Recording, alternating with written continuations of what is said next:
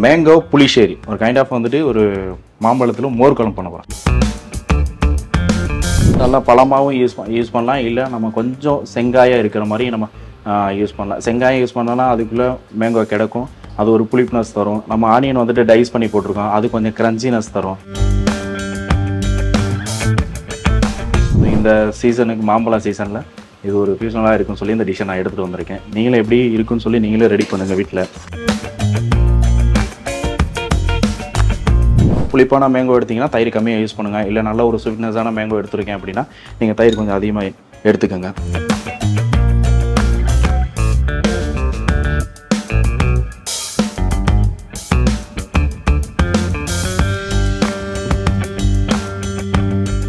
ராணி நேயர்களுக்கு வணக்கம். நான் உங்கள் chef Tirupati, hotel Parosh Alexander டவர்லேருந்து. இப்போ நம்ம இன்றைக்கி ஒரு டிஷ்ஷு பண்ண போகிறோம். என்ன டிஷ்ஷுனா மேங்கோ புளிஷேரி ஒரு கைண்ட் ஆஃப் வந்துட்டு ஒரு மாம்பழத்தில் மோர் குழம்பு பண்ண போகிறோம். அதுக்கு என்னென்ன தேவையான இன்க்ரீடியன்ஸ் என்னவோ இப்போ நம்ம பார்க்கலாம் வாங்க.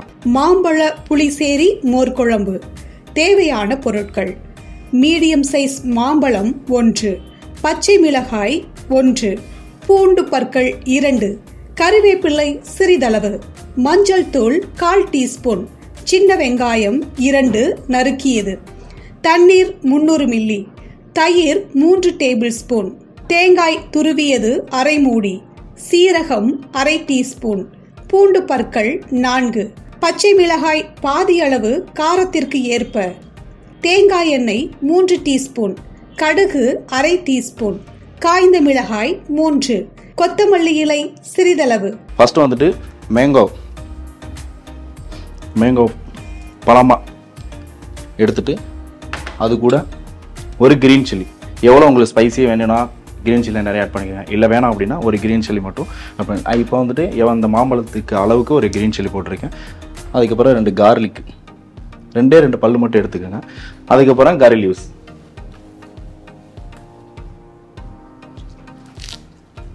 போட்டு ஒரு 300 ml வந்துட்டு தண்ணி ஊற்றி ஸ்லோ ஃபயரில் நம்ம குக் பண்ண போகிறோம், க்ளோஸ் பண்ணி.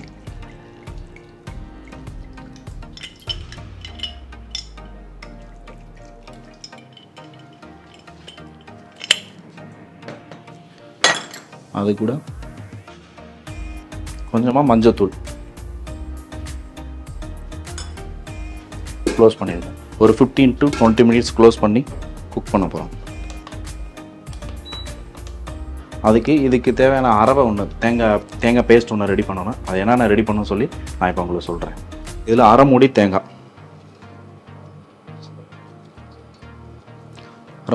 போட்டு, அப்புறம் கொஞ்சமாக ஜீரகம்,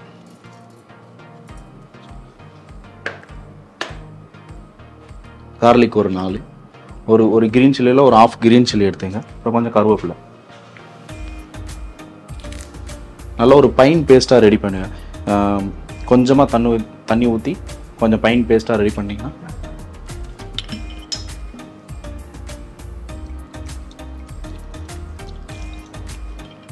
இப்போ இது இன்க்ரீடியன்ட் எல்லாம் போட்டு நம்ம பேஸ்ட் பண்ண போகிறோம். இது குக்கரில் நம்ம பேஸ்ட் பண்ணி எடுத்துகிட்டு வந்து நம்ம அதை யூஸ் பண்ணோம். இப்போது அந்த மேங்காய் வந்துட்டு ஹாஃப் டன் ரெடியாக இருக்கும். அதுக்கப்புறம் நம்ம இது கூட வந்துட்டு சின்ன வெங்காயம் ஒரு 1/4 கட் பண்ணி வச்சுருக்கேன், ஒரு 2 வெங்காயம் அது கூட இதை ஆட் பண்ணோன்னா, ஏன் 1/4 கட் பண்ணியிருக்கேன்னா கொஞ்சம் க்ரன்ச்சினஸியாக இருக்கும் சாப்பிடையில, ஸோ அதனால் நம்ம போட்டிருக்கேன். இது ஓரளவு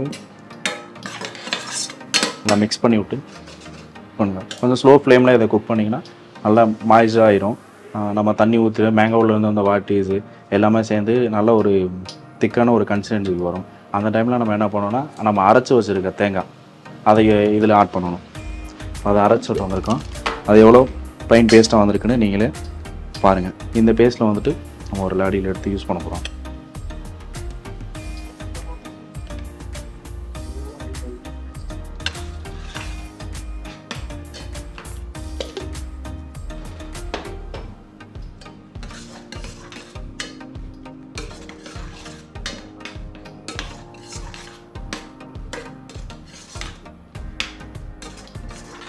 தேங்காய் ஊற்றி நல்லா ராஃப் லேயர் போகிற அளவுக்கு நல்லா குக் பண்ணணும். அது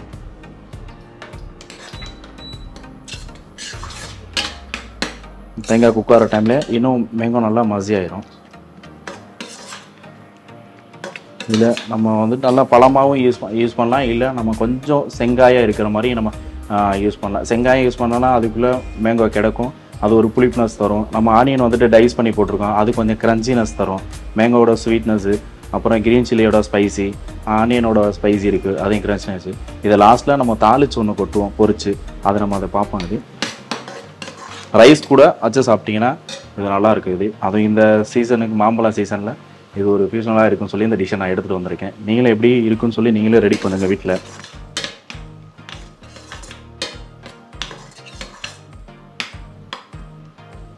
ஆல்மோஸ்ட் இது குக் ஆகிடுச்சு தேங்காய். நம்ம இதை வந்துட்டு கொஞ்சம் வார்ம் ஆனதுக்கப்புறம் இதில் வந்துட்டு தயிர் ஆட் பண்ணணும். ஆமாம், மோர் குழம்புக்கு அந்த தயிர் கொஞ்சம் ஆட் பண்ணால் இது குக் ஆனதுக்கப்புறம் கொஞ்சம் வார்ம் ஆகிட்டு, ஏன்னா தயிரை போட்டோன்னா சீக்கிரம் தெரிஞ்சிடும் சூடு பண்ணனால, அதனால் இதை வார்ம் ஆனதுக்கப்புறம் தான் ஆட் பண்ணணும் அது. ஸோ இது வார்ம் ஆகிறதுக்கு சைடில் வச்சுட்டு நம்ம இதை பொரித்து ஒன்று தாளித்து போட்டணும். அதை நான் இப்போ என்னென்ன யூஸ் பண்ண போகிறேன்னு சொல்லி நான் சொல்கிறேன் அதுக்கு.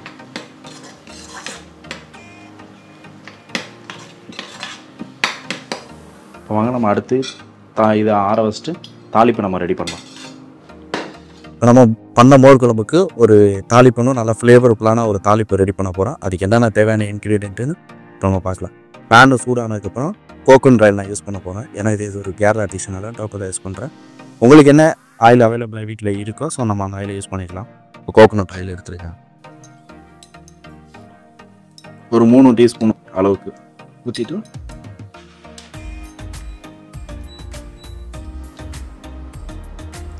நல்லா ஆயில் சூடானதுக்கப்புறம் கடுகு ஒரு 2-3 கிராம்ஸே போதும், என்னஃப்லாம் அதில். அது கூட ஜீரகமும் அதே அளவுக்கு போட்டு ரெண்டுமே நல்லா பொரிஞ்சு வந்ததுக்கப்புறம் காஞ்ச மிளகா ஒரு 3 மிளகா எடுத்து நான் கிள்ளி வச்சுருக்கேன். 1/2 1/2 நீங்கள் அதை யூஸ் பண்ணிக்கங்க. யூஸ் பண்ணிட்டு அதுக்கப்புறம் சின்ன வெங்காயத்தை வந்துட்டு நான் ஸ்லைஸ் பண்ணியிருக்கேன். இந்த மாதிரி சின்ன ஸ்லைஸாக எடுத்து ஸ்லைஸ் பண்ணியிருக்கேன். ஸோ அதே மாதிரி நீங்களே யூஸ் பண்ணிக்கோங்க. ஒரு 4 வெங்காயம் நான் யூஸ் பண்ணியிருக்கேன். அது நல்லா பொரிஞ்சதுக்கப்புறம் நம்ம அந்த இதில் கொட்டிக்கலாம்.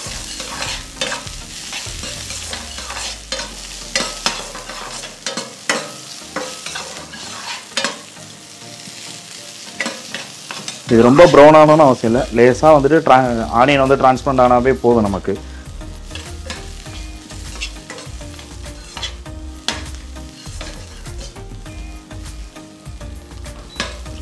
ஆல்மோஸ்ட் கொஞ்சம் ஆயிடுச்சு. இதில் ஃபைனலாக நமக்கு பிடிச்ச மாதிரி கொத்தமல்லி,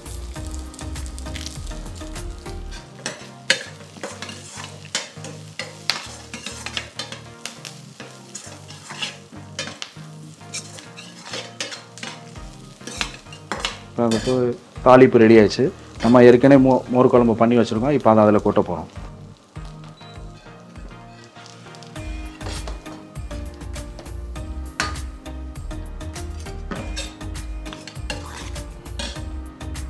இது கூட தயிர் வந்துட்டு ஏற்கனவே மேங்கோ புளிப்பான மேங்கோ எடுத்திங்கன்னா தயிர் கம்மியாக யூஸ் பண்ணுங்கள். இல்லை நல்ல ஒரு ஸ்வீட்னஸான மேங்கோ எடுத்துருக்கேன் அப்படின்னா நீங்கள் தயிர் கொஞ்சம் அதிகமாக எடுத்துக்கோங்க. இப்போ நான் எடுத்துருக்க மேங்கோ வந்துட்டு லைட்டாக புளிப்பாக இருக்குது. ஸோ அதனால் நான் வந்துட்டு ஒரு 3 ஸ்பூன் அளவுக்கு நான் தயிர் எடுத்துருக்கேன். எடுத்து நல்லா மிக்ஸ் பண்ணிவிட்டு இதுக்கப்புறம் நீங்கள் ஆன் பண்ணி குக் பண்ணக்கூடாது.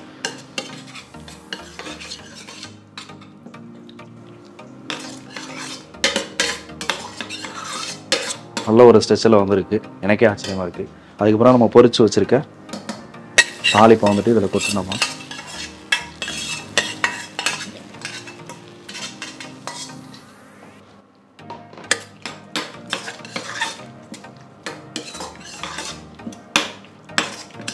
நல்லா ரெடி ஆச்சு.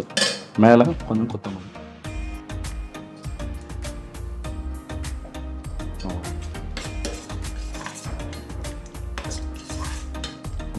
நம்ம நினச்சபடி மோர் குழம்பு அருமையாக வந்திருக்கு.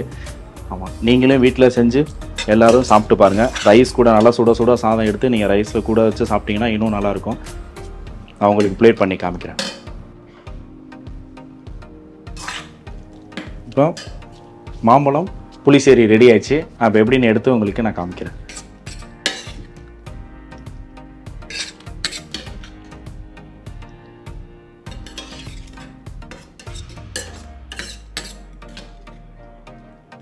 மாம்பழம் புளிசேரி ரெடி பண்ணி அழகாக வந்திருக்கு. ஸோ இதே மாதிரி நீங்களும் உங்கள் வீட்டில் ரெடி பண்ணி பாருங்கள். ரெடி பண்ணி சாப்பிட்டு என்ஜாய் பண்ணுங்கள். ரைஸ் கூட வச்சு சாப்பிடுங்க, அருமையாக இருக்கும். உங்களுடன் விடைபெறுவது ஷெஃப் திருப்பதி. பாய் பாய்.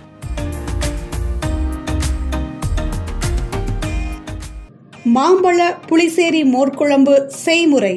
முதலில் மாம்பழத்தை தோலுரித்து துண்டுகளாக்கிக் கொள்ளவும்.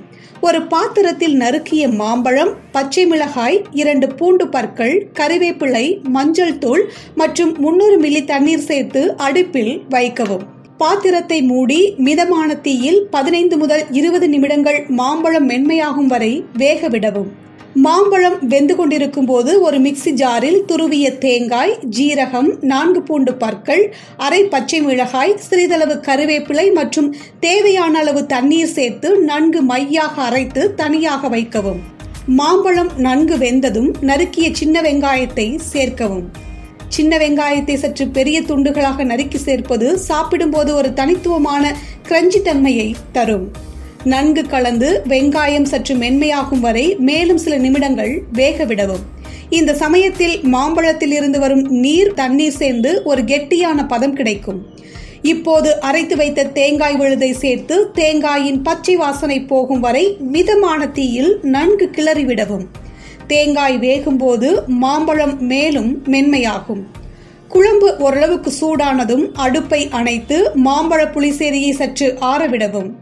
சூடாக இருக்கும்போது தயிர் சேர்த்தால் திரிந்துவிடும். குழம்பு சற்று ஆறியதும் தயிரை சேர்த்து நன்கு கிளறவும். மாம்பழத்தின் புளிப்பை பொறுத்து தயிரின் அளவை மாற்றிக்கொள்ளலாம். மாம்பழம் அதிக புளிப்பாக இருந்தால் தயிரை குறைவாக சேர்க்கலாம். இனிப்பு மாம்பழம் என்றால் தயிர் சற்று அதிகமாக சேர்க்கலாம். தயிர் சேர்த்த பிறகு மீண்டும் அடுப்பில் வைத்து சூடுபடுத்த கூடாது. ஒரு சிறிய தாளிப்பு கரண்டியில் தேங்காய் எண்ணெய் ஊற்றி சூடுபடுத்தவும். எண்ணெய் சூடானதும் கடுகு மற்றும் ஜீரகம் சேர்த்து பொரிய விடவும். கடுகு பொரிந்ததும் கிள்ளி காய்ந்த மிளகாய், மெல்லியதாக நறுக்கிய சின்ன வெங்காயம் மற்றும் கறிவேப்பிலை சேர்த்து வதக்கவும்.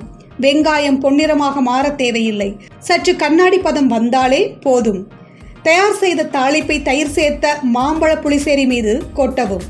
மேலாக நறுக்கிய கொத்தமல்லி இலை தூவி அலங்கரிக்கவும். மாம்பழ புளிசேரி தயார்.